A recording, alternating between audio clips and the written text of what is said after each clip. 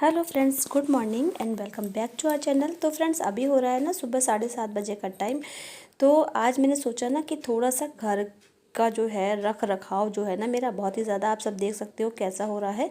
तो मैंने कहा चलो इसी को आज थोड़ा सा सही कर लेते हैं। तो भाई देखिए, काम हो रहा था घर में, पूरे घर का रेनोवेशन चल रहा था।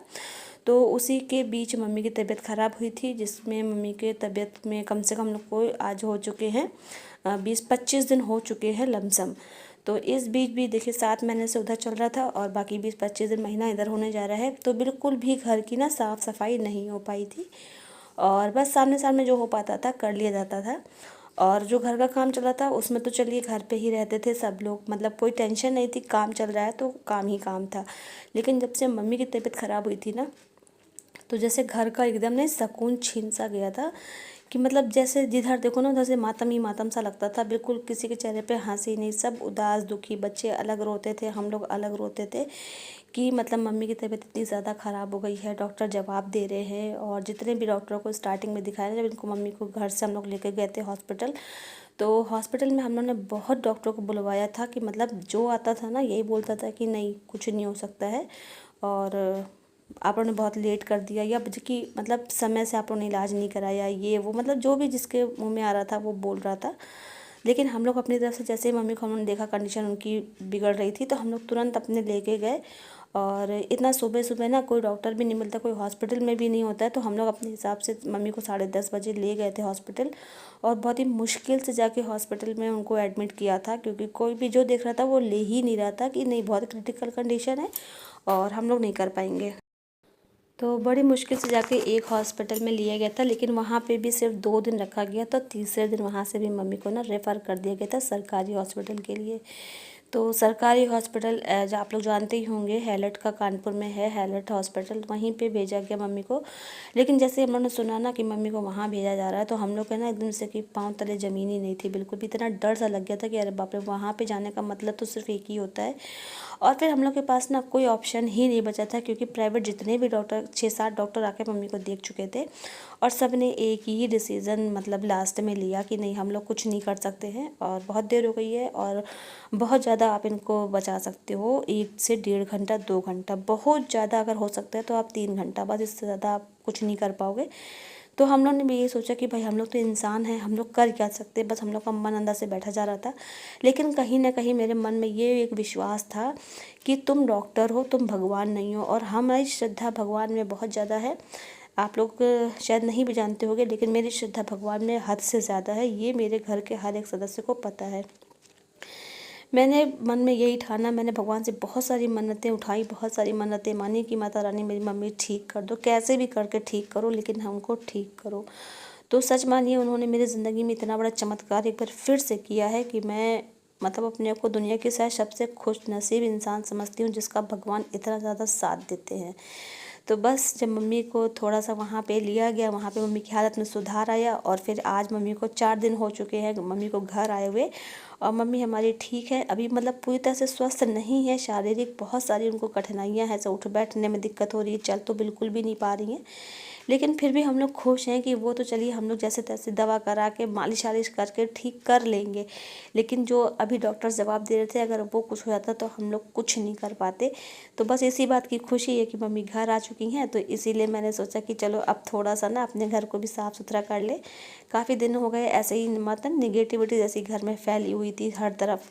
तो मैंने वही थोड़ा सा आज घर का रख रखाव ठीक किया है। और बाकी मुझे खुद भी डस्ट एलर्जी बहुत है, इसलिए देखिए अभी ऊपर का जितना भी कोने में सजावट वगैरह है ना, वो सब मैंने कुछ डस्टिंग तक नहीं करी है, क्योंकि मैं इतना ही करते करते एकदम से हाँफी आ गई थी।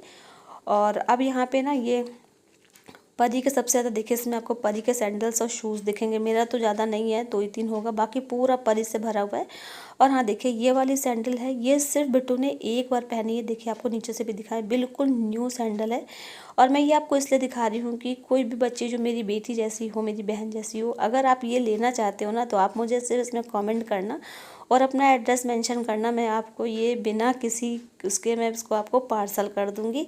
क्योंकि जैसे मेरी बेटी पहनती है वैसे अगर कोई मेरी बेटी दूसरी पहनेगी ना तो मुझे अच्छा लगेगा। तो अगर आपको चाहिए और आपके मन में ज़रा सी भी ये बात ना आए कि नहीं हम किसी का ऐसे नहीं पहनेंगे, अगर ऐसी बात अगर मन में आती है तो फिर बिल्कुल भी कमेंट मत करिएगा। लेकिन हाँ, अगर आप अपने बहन जैसा मुझको समझ के ये चीज़ लेना चाहें तो बिल्कुल आप बेफ़िक्र होकर मुझे कमेंट करिएगा, और मैं आपसे खुद ही बोल दूँगी कि आप अपना मुझे एड्रेस दे दो, और मैं उसको जो भी पैसा वाला लगेगा उसकी मुझे कोई वो नहीं है, मैं आपको उसको पार्सल कर दूँगी, कोई दूसरी मेरी बच्ची इसको पहनेगी। तो फिलहाल मैंने सब कुछ साफ़ करके इस तरह का ये शू रैक है, फ्लिपकार्ट से मैंने लिया था इसको। और देखिए इसको ना ऊपर से आप देख सकते हो चूहों ने काट भी दिया है, तो इसको मैंने आज धो के साफ़ कर लिया और इसको मैं रखने जा रही हूँ पीछे। थोड़ा सा साफ़ सुथरा अब हो गया है तो देखने में अच्छा लग रहा है, चूहे का काटा हुआ उतना अच्छा ज़्यादा समझ में नहीं आ रहा है। तो बस यहाँ पे मैं नहा धो के आ गई अपने किचन में, और अब विराट के आने का विराट के नहीं, इनके आने का टाइम भी हो गया, क्योंकि ये अभी बीच में थे और फिर इनका कहीं फ़ोन आ गया तो ये चले गए थे। तो अब इनका आने का टाइम हो रहा है, तो मैंने कहा चलो कुछ खाना वगैरह बना लेते हैं। तो यहाँ पे मैं आज बना रही ब्रोकली और आलू की सब्ज़ी। तो यहाँ पे देखिए मैंने पानी को ना अच्छे से गर्म कर लिया था, और उसमें फिर मैंने ब्रोकली को छोटे छोटे पीस कर लिए थे, बहुत छोटे नहीं किए, बहुत बड़े नहीं किए, मीडियम साइज़ के कर लिए हैं, और एकदम लो फ्लेम पे मैंने डाल के रख दिया है। और यहाँ पे देखिए मैंने आलू को तो लंबे में थोड़ा पतले पीसेस में कट करा है। अब यहाँ पे कुछ देर के बाद यहाँ पे मतलब चेक किया मैंने, तो ब्रोकली जो है ना एकदम अच्छे से हो गई थी। अगर हम ज़्यादा देर के लिए पानी में छोड़ देंगे ना तो इसका जो कलर है वो ख़राब हो जाता है, तो इसलिए ज़्यादा देर मैंने नहीं छोड़ा है, बस थोड़ा देर यहाँ पे करीब 4 से 5 मिनट मैंने रखा इसको गर्म पानी में, और लो फ्लेम मैंने लगा के रखी थी। उसके बाद मैंने देखिए इसको पानी से निकाल दे रही हूँ, क्योंकि ये जो हमारी थोड़ी अच्छी से नरम भी हो चुकी है। अब इसको मैंने छन्नी, मेरे पास भाई वैसी छन्नी नहीं थी तो मैंने इसी का यूज़ कर लिया, क्योंकि भाई देखो हमारा ना समय पे काम निकलना चाहिए, ज़रूरी नहीं है कि जो चीज़ एकदम परफेक्ट हो वही हमारे पास हो, कभी कभी होता है, कभी कभी नहीं भी होता है। तो यहाँ पे मैंने तेल गरम कर लिया, उसमें डाल दिया मैंने थोड़ा सा ज़ीरा, उसके बाद मैंने लंबे साइज़ में कटे हुए ये पतले पतले से प्याज है, इसको भी मैंने कर लिया इसमें डाल के।